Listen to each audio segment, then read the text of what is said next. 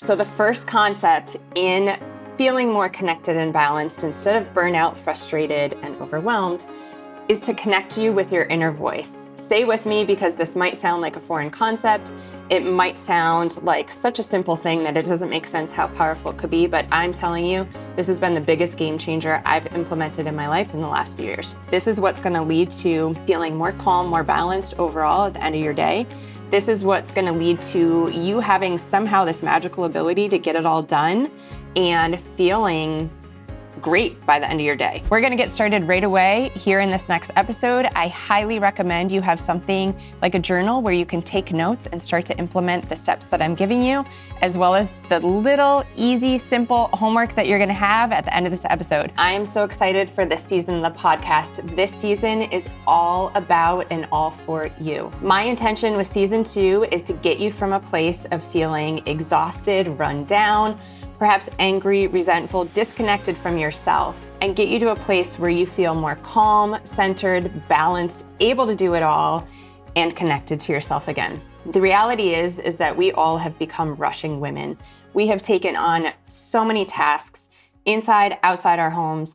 We're juggling it all. And the reality is that the people around us are suffering. And most importantly, we're suffering. We're feeling completely disconnected from ourselves and focused on everything outside of us, whether it's our to-do lists, the jobs that we have in our career or in the home, traffic, our children's emotions, possibly our outward appearance, other people's outward appearance, things that are completely out of our control. What happens when we anchor to and are so focused on things in our environment outside of us, we have a complete lack of control in our emotions and how they're impacted.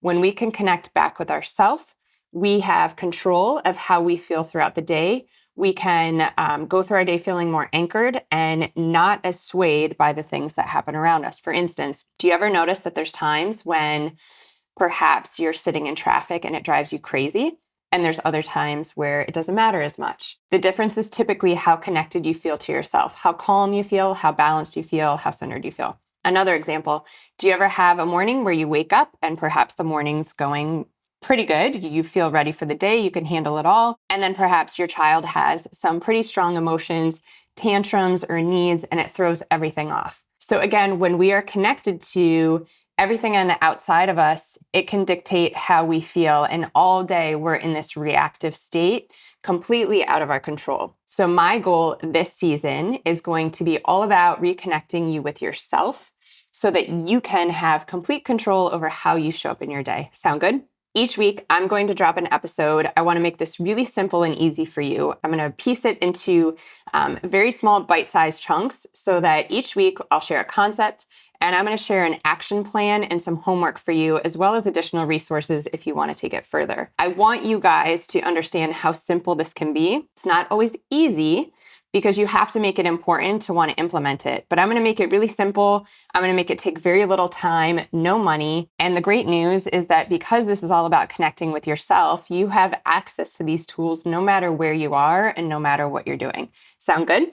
Okay, so the first concept in feeling more connected and balanced instead of burnout, frustrated, and overwhelmed is to connect you with your inner voice. Stay with me because this might sound like a foreign concept. It might sound like such a simple thing that it doesn't make sense how powerful it could be, but I'm telling you, this has been the biggest game changer I've implemented in my life in the last few years. We all have, especially as women, a very intuitive inner voice. This voice shows up to guide us and tell us everything that we need. However, because we've stopped listening to it, it has become so quiet, almost like a whisper. So what we're going to do week 1 with this homework is I'm going to start to reconnect you with that inner voice again. Basically, your task this week, and I'm going to go over everything you need to know, is to simply identify and observe this inner voice. Some people call it self-talk.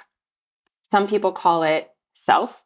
I'm going to refer to it in this episode, at least, as your inner voice. So your inner voice is what shows up as the back talk in your mind when you're doing anything that you're doing. Again, we all have it. A really good time to start to hear this voice is in the nothingness, which I know we don't have a lot of in our busy lives, but a really good time to tap in is first thing in the morning. So this voice will usually have some things to say when you first start to gain consciousness, when you wake up in the morning, even before you open your eyes. So this might be that voice that's like, oh my gosh, my bed is so cozy. It's so dark. It's cold. I just want to sleep 5 more minutes. That's your inner voice. This voice typically has some things to say when you first look at yourself in the mirror in the morning. It might be, oh my goodness, you're so beautiful. But if it's anything like mine and how especially it used to be, it's going to be things like, well, that's a new wrinkle. And whew, look at those bags under your eyes. Typically not the nicest things to say. That's your voice.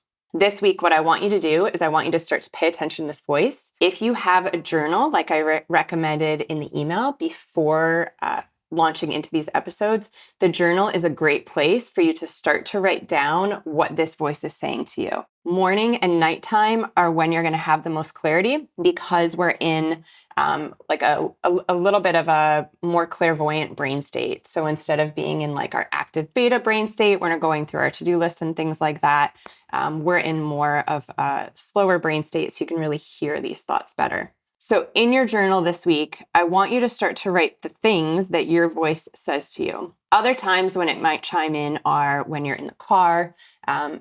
As much as you can create some silent time for yourself is going to be really helpful in identifying this voice. So perhaps in your car ride alone, rather than putting on a podcast this week, just sit in silence.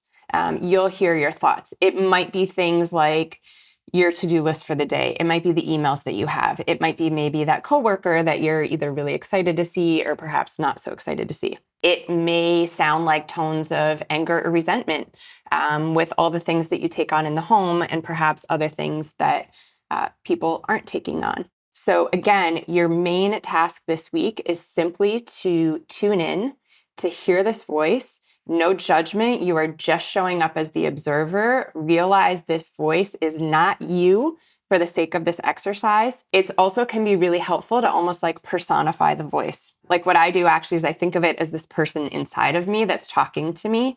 And again, I know this sounds crazy, but it's so effective. So just bear with me. But you can think of them as, sometimes they're going to be a little bit naggy. You don't have to listen and take in what they're saying because especially if this is the first time you've been connecting with this voice, they're not going to have a lot of nice things to say.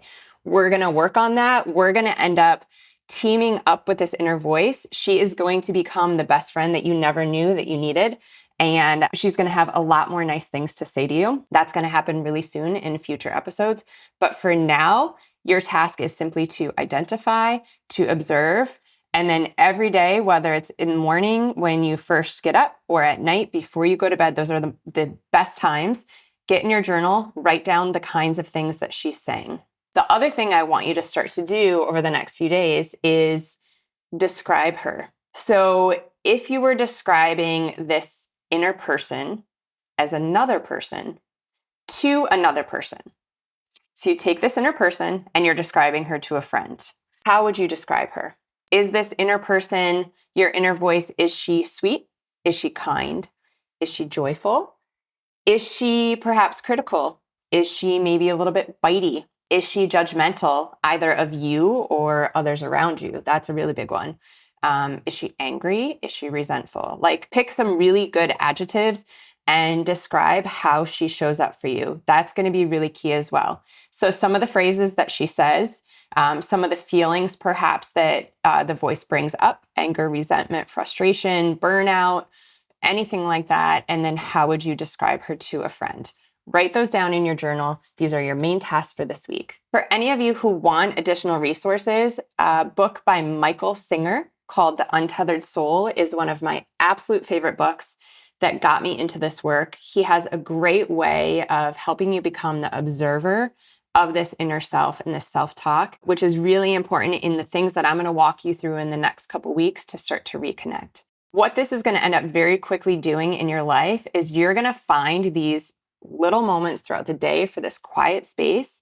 Your inner voice is going to start to have some really key information for you that's going to help you get through your day. This is what's going to lead to feeling more calm, more balanced overall at the end of your day.